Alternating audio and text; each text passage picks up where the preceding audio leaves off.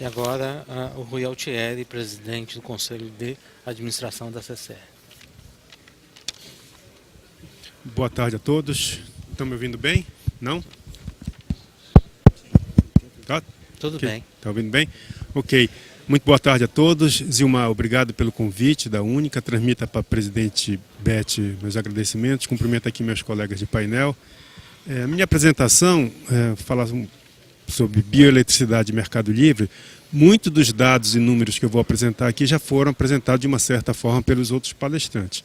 E aqui eu aproveito esse gancho para dizer que a CCE tem uma quantidade enorme de dados e informações que podem e devem ser utilizados por vocês. Vocês viram que nas apresentações, a maioria lá eu estava observando, tinha sempre fonte CCE. Então, aproveite, porque lá eu vou fazer aqui, sempre eu gosto de fazer esse comentário.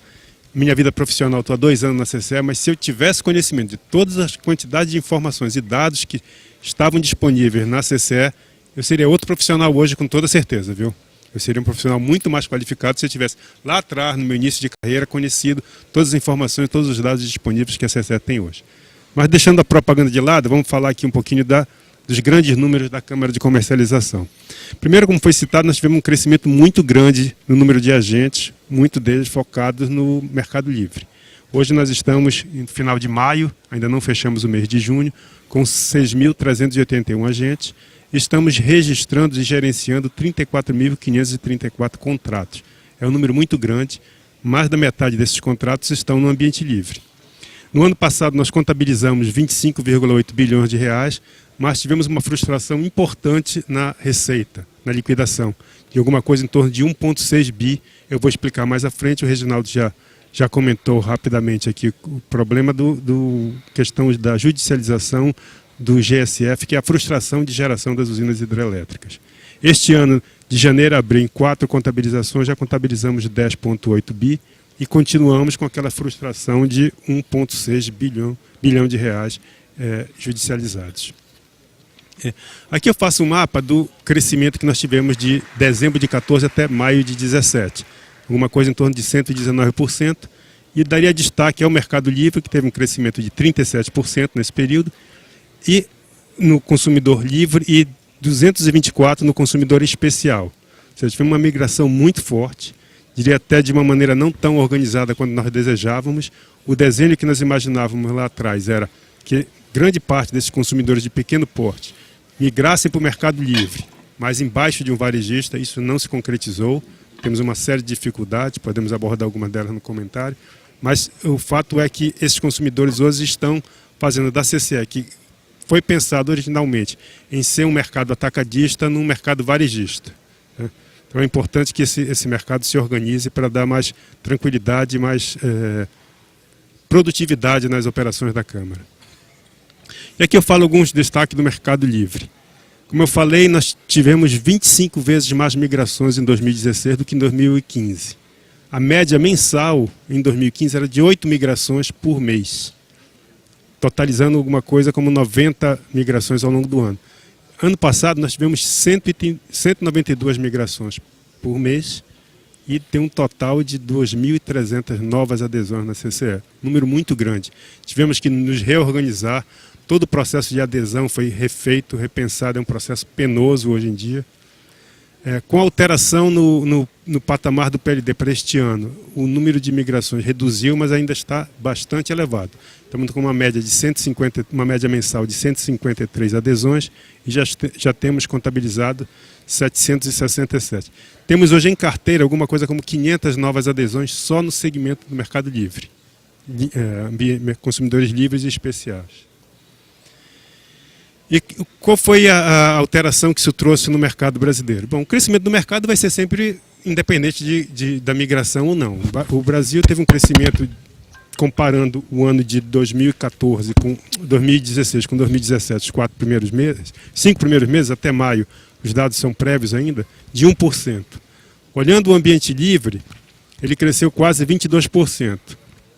Mas quando você desconsidera a migração, ele quase que ficou parado. Cresceu só 0,1% se você excluir o efeito da migração.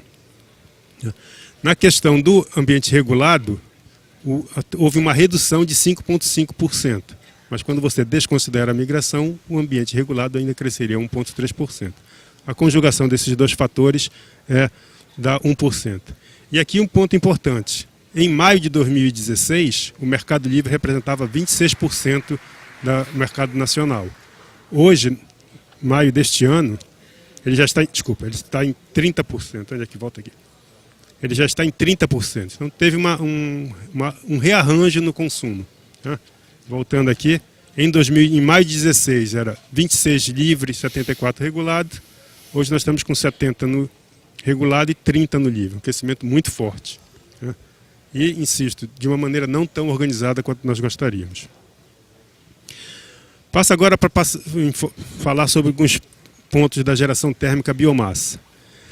Aqui embaixo no gráfico eu mostro o crescimento das usinas, número de usinas cadastradas lá na CCE.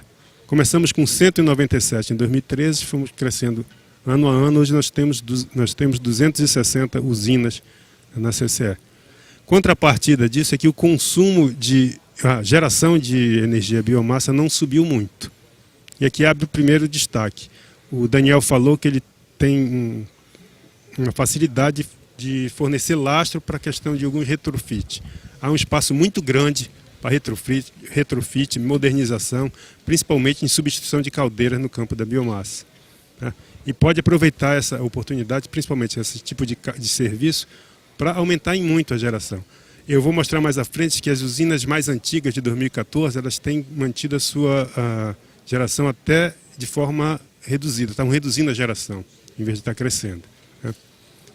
Aqui é uma distribuição geográfica das usinas a biomassa, que tem quase abrangência em todo o território nacional. Pouquíssimas unidades da federação não têm geração a biomassa cadastradas na CCE, tá? É importante falar. E aqui eu mostro aquilo que eu comentei agora há pouco. As usinas existentes em 2014, elas basicamente estão mantidas ou reduzido um pouco a sua produção. O que demonstra, mais uma vez, que tem espaço para investir em modernização. Tá? Dos 12 meses, durante apenas 4 meses, teve um crescimento de geração das usinas, as usinas que existiam em 2014, sem considerar novas usinas. Né? E nos outros 8 meses do ano, desses anos de 2014, 15, 16, 17, houve uma redução de produção. Tá? Isso é um sintoma que tem muito espaço mesmo para investimentos em modernização dessas usinas. Aqui isso já foi falado, como fica a distribuição por fonte, destaque para o bagaço de cana e licor negro, que representam quase 85% da produção de biomassa, de energia biomassa.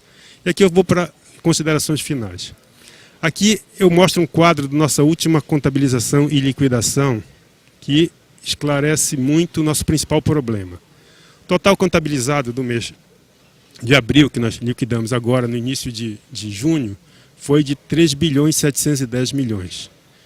Entretanto, 1 bilhão 640 não foi liquidado. Nós nem podemos falar que isso daí é inadimplência. Por quê?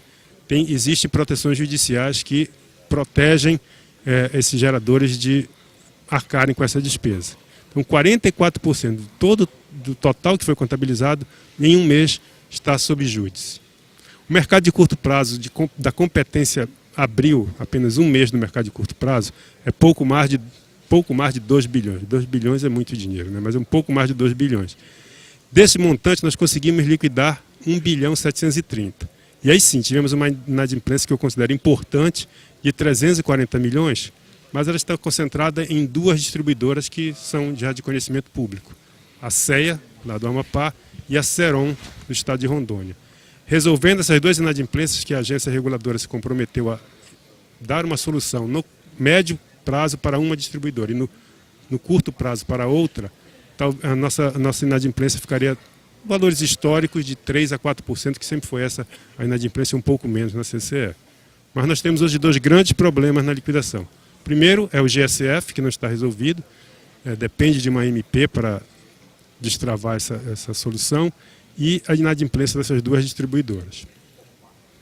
E aqui tem um efeito perverso dessa questão. Alguns agentes procuraram proteção judicial para não ser atingido por essa inadimplência ou falta de pagamento. e conseguiram, junto ao judiciário, proteções para que eles não sejam afetados por essa falta de pagamento. Esses agentes estão representados aqui na linha superior, eles têm recebido alguma coisa em torno de 90% dos seus créditos. Outros agentes, insatisfeitos com essa posição, procuraram o judiciário para dizer, olha, eu não quero ser afetado por essa decisão do primeiro grupo. Então, eles recebem exatamente aquilo que o mercado deveria estar recebendo. Alguma coisa entre 15% e 20%, em alguns meses até alguma coisa em torno de 30% e 40%. E os demais agentes que não têm nenhuma proteção judicial, e aí eu coloco grande parte das usinas a biomassa, estão recebendo quase que nada ou 11%. Teve um mês aqui de 23%, porque a associação do meu amigo Reginaldo perdeu a proteção judicial naquele mês, deu um gás maior, recebeu 23%, mas no mês seguinte já recuperaram a proteção judicial e o valor caiu para 4,2%. Isso é muito ruim para o mercado, porque qual o empresário que vai investir tendo uma possibilidade de receber apenas 4% do seu recurso da CCE? Aí ele tem que procurar contratos bilaterais e fugir o máximo possível do mercado de curto prazo. Isso gera outro tipo de negociação, algumas pessoas estão vendendo crédito, isso é muito ruim para o mercado. Aquilo que o Reginaldo já falou e falou com muita propriedade. Nós temos que resolver essa questão e temos que resolver urgentemente. Na nossa opinião, na CCE, este é o nosso problema número 1 e ele tem que ser resolvido no curtíssimo prazo. Não podemos conviver com isso. Mais um pouquinho eu já encerro, tá bom? Como considerações finais. O Mercado Livre ele aumentou bastante nos últimos 14, 16 meses. Tá? Tivemos um recorde de migração em 2016, basicamente de pequenos consumidores. Pequenos consumidores, aqueles, como a Alessandra falou, entre 500 kW e 3.000 kW. Esses consumidores eles têm que contratar energia de fontes incentivadas, eólicas, PCHs, biomassas, solares. E o mercado já registra uma grande demanda para esse tipo de energia, o que dá espaço para